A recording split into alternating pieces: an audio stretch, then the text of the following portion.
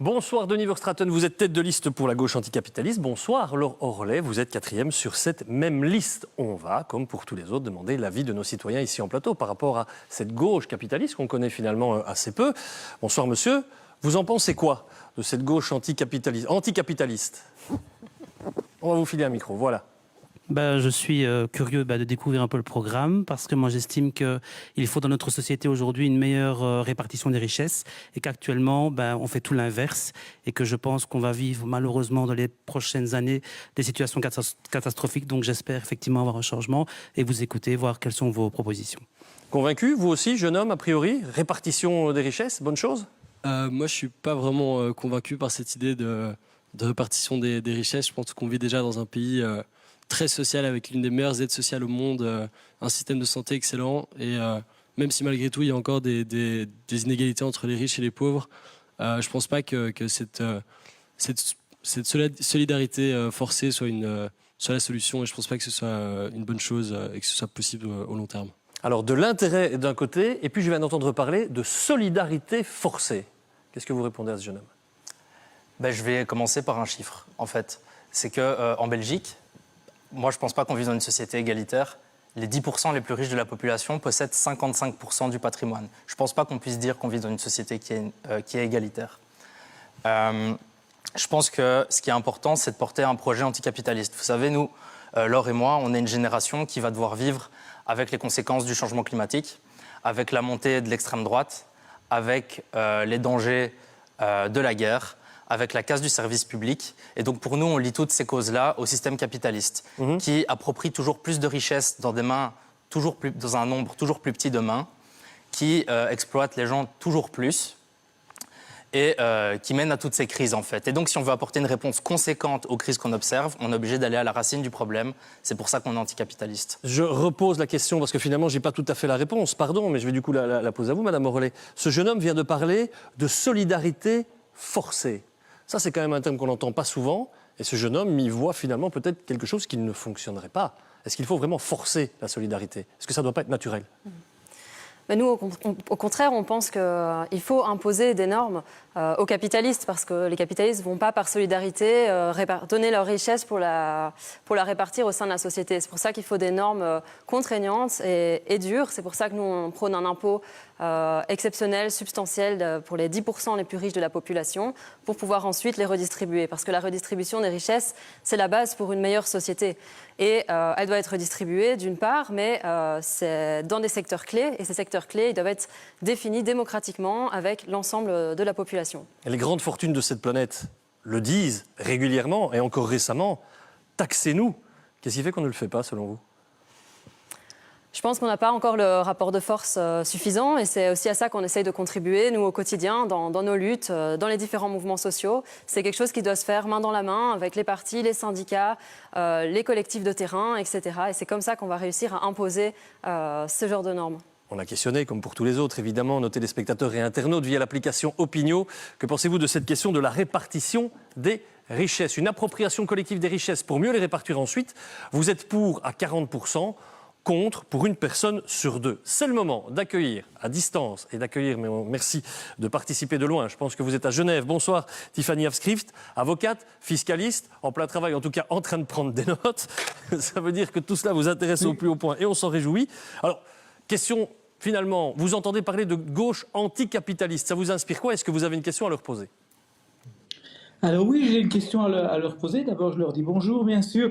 Ils sont anticapitalistes, donc a priori, ils n'aiment pas les capitalistes. Moi, j'aimerais bien qu'on les définisse, parce que je vois qu'à gauche, on a beaucoup de mal déjà à définir les riches suffisamment riches pour supporter l'impôt sur la fortune.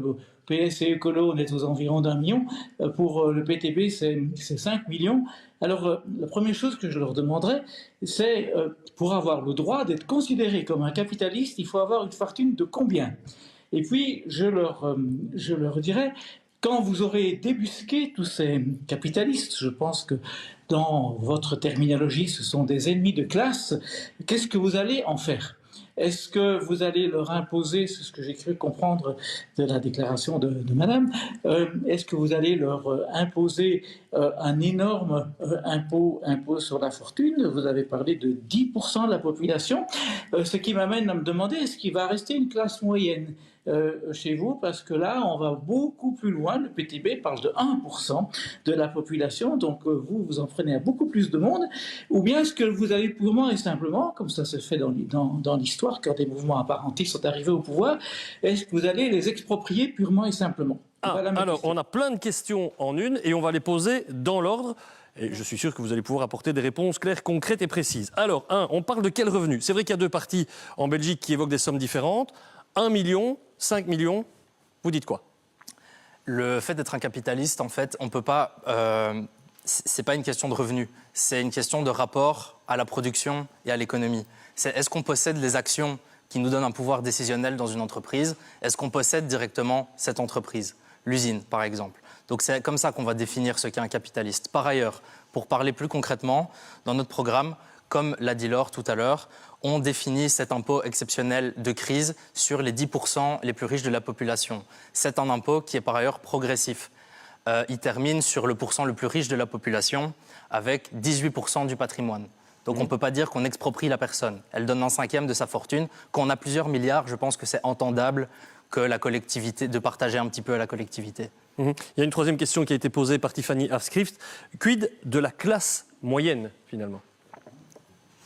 Évidemment, dans une société où les moyens de production sont en possession de tous les travailleurs et les travailleuses, on ne parle plus de classe dominante, de classe moyenne, de classe prolétaire. C'est une société sans classe et où tout le monde est à égalité. Vous pensez que c'est pas un peu idéaliste? Moi, j'ai lu beaucoup de gens qui disaient, bien sûr, sur le principe, on peut comprendre, on peut entendre, avec les crises successives qu'on a connues et les problématiques notamment de pouvoir d'achat.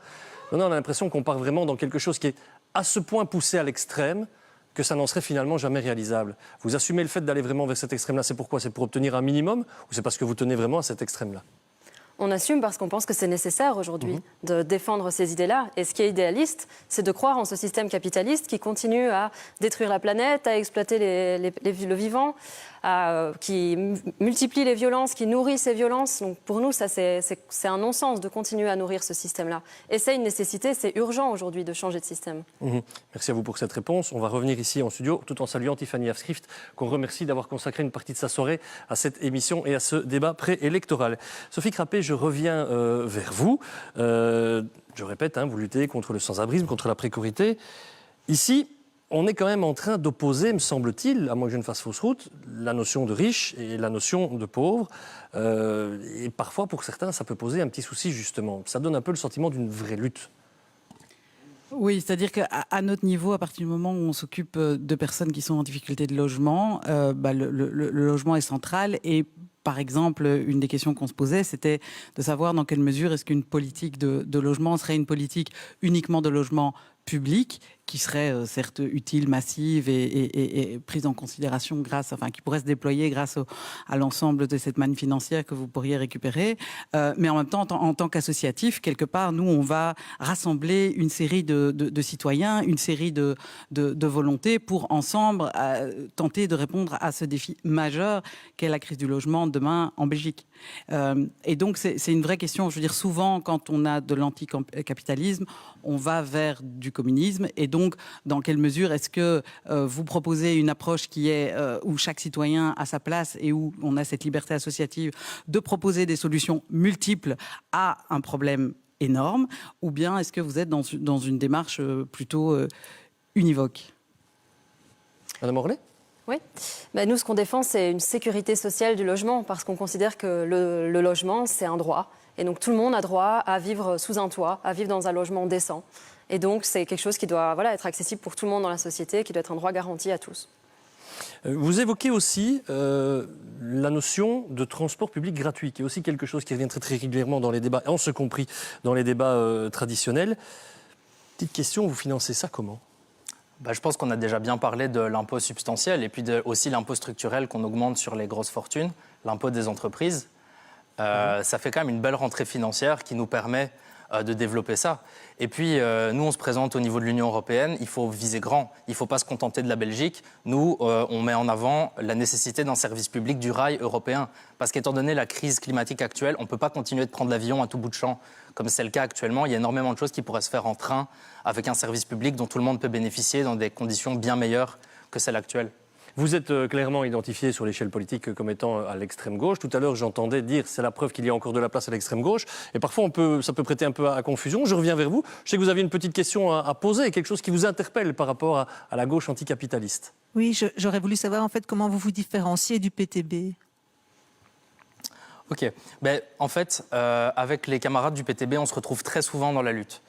Nous, on a toujours une approche unitaire de nos luttes et également des campagnes électorales. Donc, des discussions ont eu lieu. Elles n'ont pas abouti cette fois-ci, malheureusement. Après, on a aussi des divergences sur le fond, donc politique, et sur la méthode de lutte également. Et on pense qu'on a toute notre légitimité, toute notre place à porter ces divergences. Divergences, j'entends par exemple l'ouverture des frontières.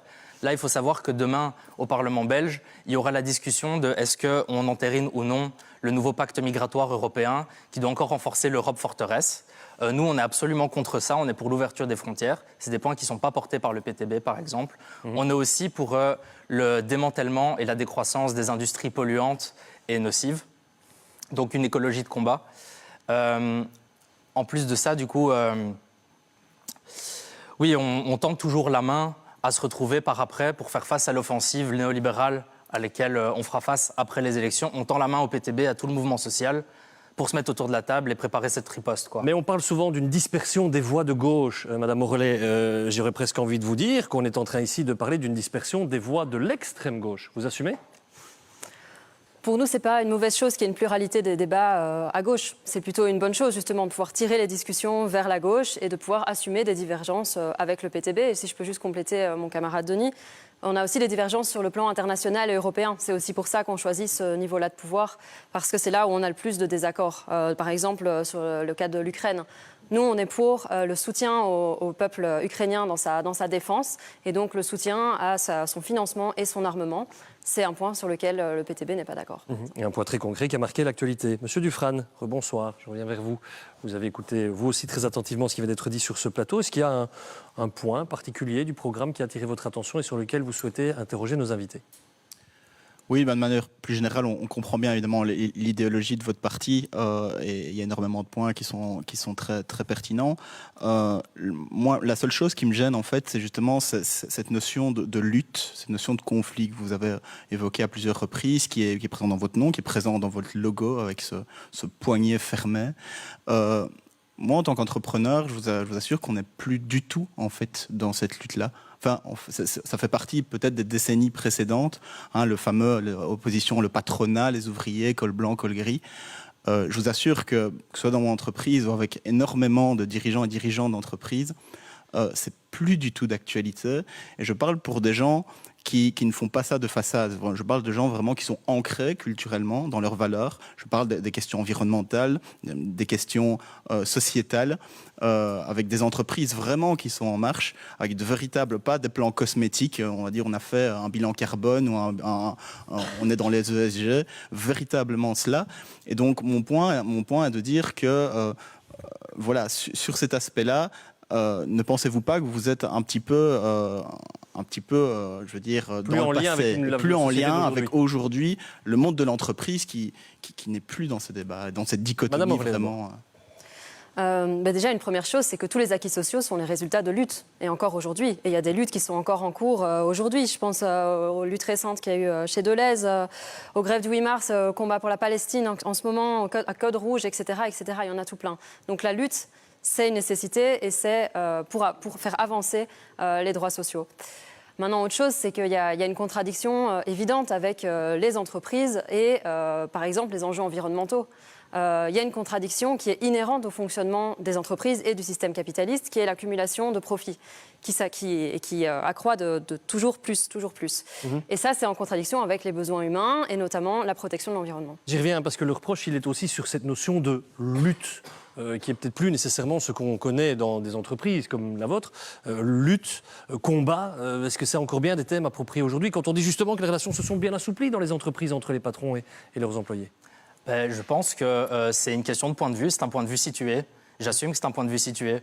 Moi, quand il y avait les grèves de Deleuze, j'étais avec les travailleurs et les travailleuses de Deleuze. D'ailleurs, on a une Deleuzienne sur notre liste et on est très fiers que ce soit le cas. On n'était pas du côté des patrons. Et croyez-moi que les travailleurs, ils étaient bien conscients qu'ils étaient en train de lutter. Monsieur l'a dit tout à l'heure, évidemment qu'on ne parle de lutte s'il ne parle qu'avec des patrons qui sont de son monde. Mais oui, il faut regarder en bas par moment. Pour les gens pour qui il vient de vous dire justement que c'est en regardant en bas qu'il découvre qu'il n'y a plus justement ce conflit-là. Écoutez, moi, les gens que je connais en bas, ils vivent le conflit. Ouais. Et croyez-moi bien que moi, je suis prof en secondaire dans une école qui est précarisée. Je vois bien que mes élèves ils la vivent, la dureté de la situation. Donc la lutte, elle est toujours là. Après, c'est peut-être très confortable de se dire que la lutte, elle a disparu. Et par ailleurs, pour revenir sur un point que monsieur amenait sur les entreprises... Très rapidement, parce qu'on arrive très rapidement, pas de souci. Qui respectent des normes environnementales. On a fait nos petites recherches sur l'entreprise de monsieur, qui a dans son actionnariat BNP Paribas, qui finance encore largement les sociétés fossiles. Donc peut-être qu'avec... on peut faire toutes les expertises qu'on veut. On arrive quand même à des contradictions. Je rejoins entièrement Laure sur ce point.